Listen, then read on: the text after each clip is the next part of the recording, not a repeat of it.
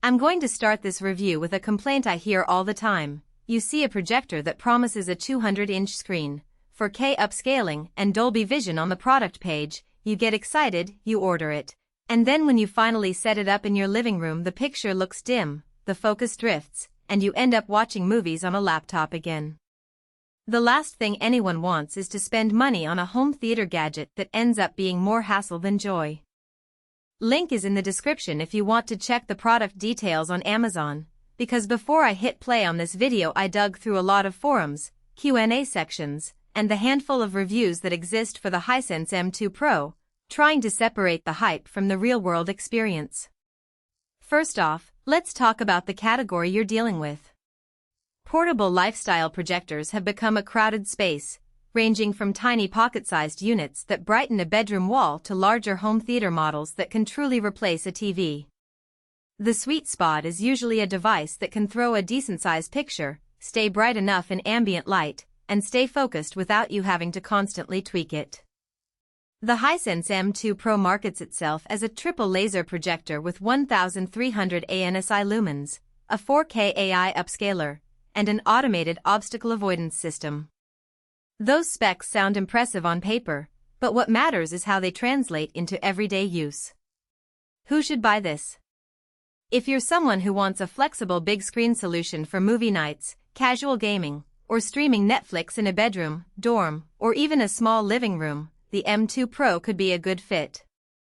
Its optical zoom and auto keystone correction mean you can set it up at a variety of distances and still get a rectangular image without wrestling with the image geometry.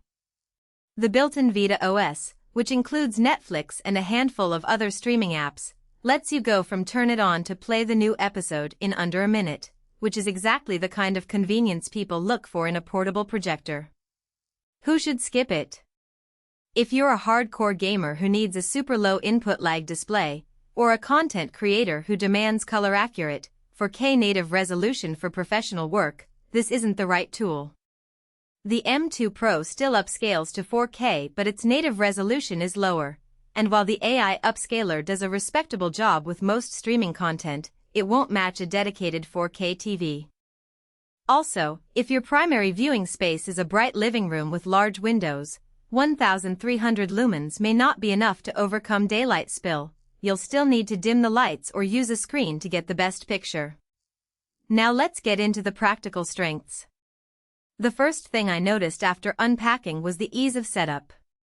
The projector comes with a built-in angle adjuster that lets you tilt the unit up or down without a separate tripod, and the auto obstacle avoidance feature actually detects when you place a piece of furniture in front of the projected image, pausing the image until the obstruction is removed. In a real-world scenario, say you're watching a film while a pet cat leaps onto the couch, the picture stays crisp instead of blurring or cutting off. The optical zoom, which ranges from 1.2x to 1.5x, lets you fine-tune the image size without moving the unit, a small but handy convenience when you're working within a limited space. The brightness at 1300 lumens is enough to deliver a vibrant picture in a dimly lit room. When I turned on the projector in a typical suburban bedroom with a single ceiling lamp on, the image on a 120-inch screen was still clearly visible, though the whites weren't as punchy as a TV would deliver. In a completely dark room, the colors looked deep and the contrast held up fine, especially with Dolby Vision enabled, which adds a more dynamic range than standard HDR. For binge watchers or people who love occasional movie marathons on a large screen, the combination of decent brightness, Dolby Vision, and the built-in streaming platform creates a fairly compelling package. On the downside, the most noticeable weakness is the fan noise. The projector uses a laser light source, which is quieter than traditional lamp models, but the internal cooling fans still become audible once the unit reaches full brightness. In a quiet room, the fan hum can be heard at a low level, which may be distracting during a tense thriller scene. It's not a deal-breaker, but it's something to be aware of if you plan to use the projector for late-night viewing. Another practical limitation is the lack of external HDMI ports beyond the two standard inputs. If you want to connect a gaming console, a Blu-ray player, or a laptop simultaneously, you'll need a switch or an HDMI splitter. The M2 Pro does support USB-C video input, which is great for newer laptops, but older devices might require an adapter.